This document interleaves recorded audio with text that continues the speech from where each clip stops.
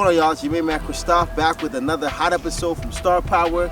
We got Cam and Tyler from the great group down Webster. Check it out. Hey, you guys have created quite a bit of hype in the last little while. It's been nuts. Really cool. The media really got behind it. And MuchMusic, our good friends over there, have been nothing but cool and amazing. Radio's been awesome and craziest fans ever. Fans are intense. When did you guys know that this music thing is what you guys wanted to make of your careers? Like, when did it hit you? You were young. Yeah, you were doing like what, grade 10? Yeah, my dad's a musician, so I grew up in like a very musical household. And when I was really little, I played piano and drums, and I thought it'd be really cool to be like an athlete, and that never worked out so well for me. I got to like semi-professional sports. By semi, I mean not professional at all. But I think grade 9, I got my first bass, and I met Marty playing hockey, my drummer, in like grade 4, and he was always saying he was like a sick drummer. And one day we invited him over, me and Pat, and the three of us were playing, and it was sweet. And then we just decided that this is fun. Our friends liked it, and we're like, if we're making music that our friends like, let's keep making it. How did you guys like sort of form like Voltron type situation here? I like that. We had like I guess it was like a sort of like a clubhouse. Like this guy had like a garage in his backyard that was converted into like similar kind of space to this. It was like a studio with like where it was soundproofed and stuff. I guess his dad used to use it back in the 80s. Okay. And we sort of moved in there, and it became like a place where we'd go after school and hang out and just record songs for fun and for our friends and practice and Once all you that. put up a Bob Marley poster, it's officially a studio. Yeah, it's a studio. So we put up like 4 Bob Marley posters, and it was officially the coolest hangout spot You ever. got a lava lamp in there? Yeah, I got a lava lamp. It was a legit studio, Some yeah. incense. And we just used to chill in there, and it became a thing where, like, I don't know, it was like a group of friends. It's like, it became like a hangout. The other thing. kids, like all of our friends went off to university when we were like 17, and we didn't. We just like woke up in the morning at like 10 o'clock and met up by 11 and recorded from 11 in the morning till 3 in the morning, and just would write tracks all day, learn how to produce, learn how to make beats, and then we'd throw parties like every month or two in Toronto and play the new songs. We'd throw like these big all ages parties where kids could go out and actually go downtown and set up like a house party. And we'd play from like 10 till 11:30 and then DJ after. Mm-hmm. And it started off with like 100 kids, and by the end we were doing like almost 1,000 kids at these parties, and that's kind of when, you know, the record labels and business people started to come out. In terms of, you know, establishing or creating success for yourselves at an early age, what were the challenges that, you know, you guys actually, you know, came or got introduced to on that path? I think for us, just like, we had a lot of attention really young, but we hadn't figured out at all like what our sound was. It was like, I mean, even now, like, we have a hard time explaining what our music sounds like because it's so eclectic, and we all come from totally different backgrounds in terms of what we grew up with. So even, you know, back then it was just a nightmare, like trying to, you know, we wanted to get a record deal because that's what you want to do when you're a teenager, is get a deal and do that whole thing. But labels would come and see us play, and they'd be like, yeah, these kids are great musicians and they're good, but like, how's this going to be on the radio? Like, what the is this? Sorry.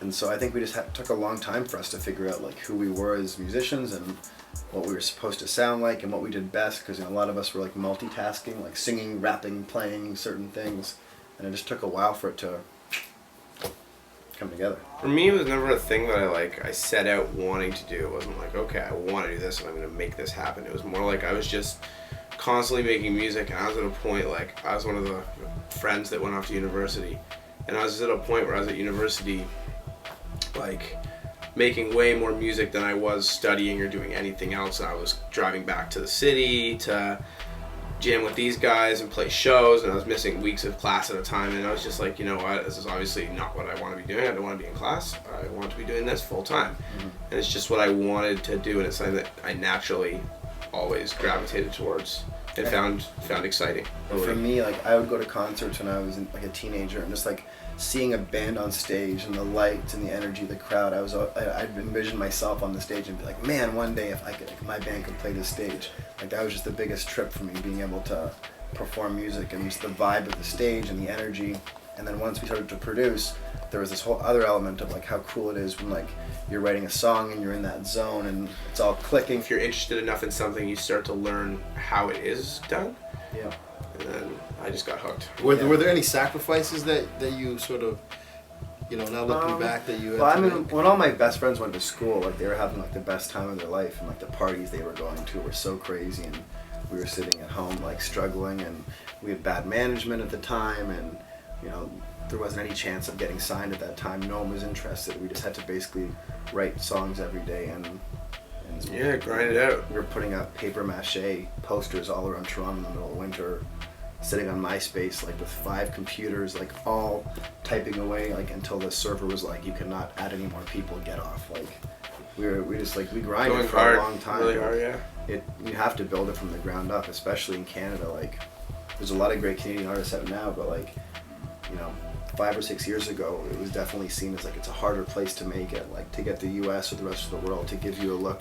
Yeah. In Canada, it's tough. It's never a sure thing. Like I think we always believe it's a sure thing, but like in terms of sure thing careers that you can go into, like you know what I mean. People are at school being engineers and doctors and stuff that like you take this and then you're guaranteed to go into this. It's just a matter of working. This is all like kind of work and luck. Yeah. So totally you're working out. sacrificing a surety and you're sacrificing money like for my whole like early 20s and stuff. It's like not like we were making a killing.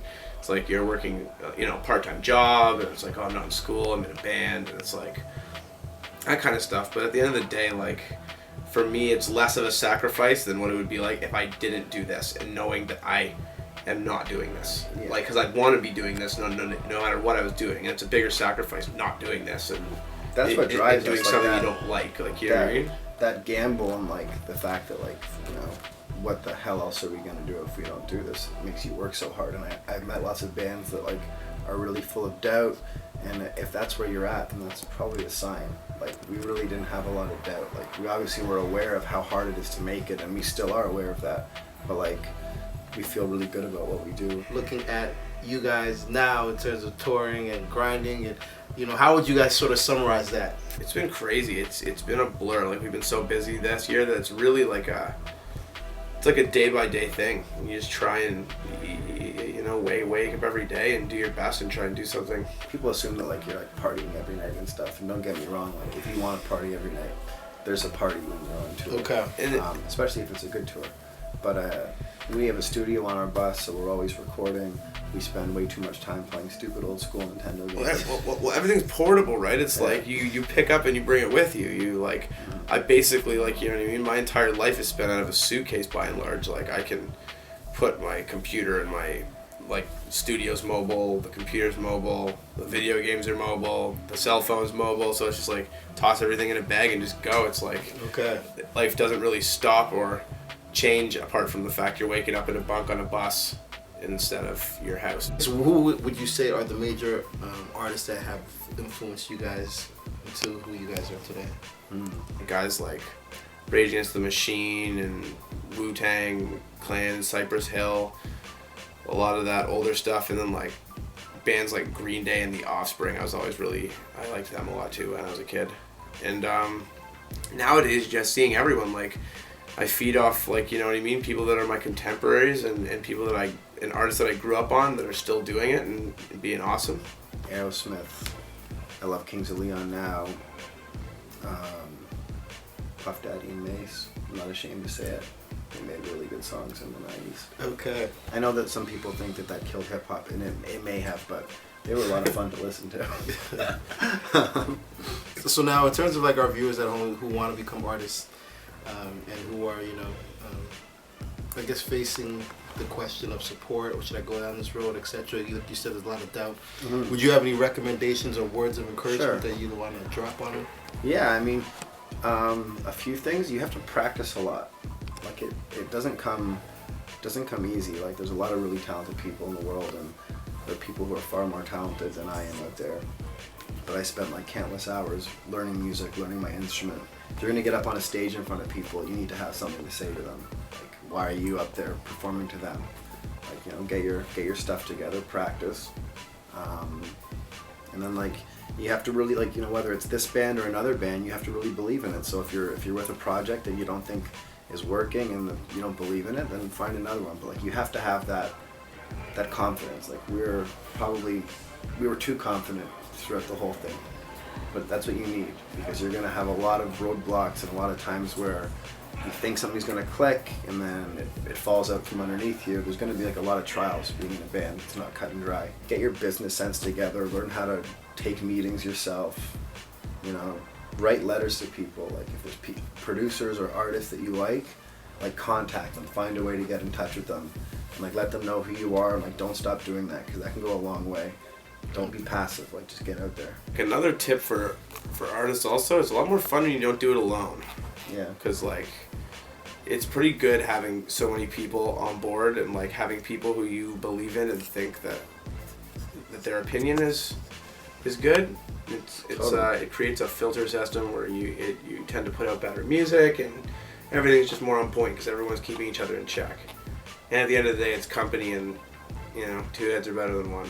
If you have to solve a problem, it's better to have multiple people on board that they might be able to deal with it. One of the main questions that we love to ask, you know, our interviewees is how do you define success? That's a good question. I think for me, personally speaking, it would just come down to feeling content and feeling happy, and happiness is key.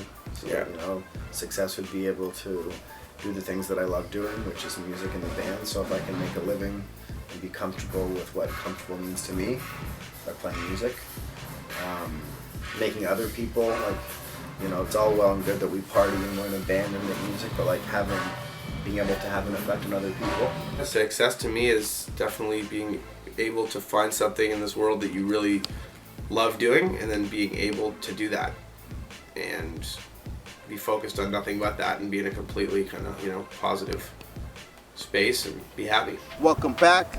Thank you, Cam and Tyler, for your time. Great interview.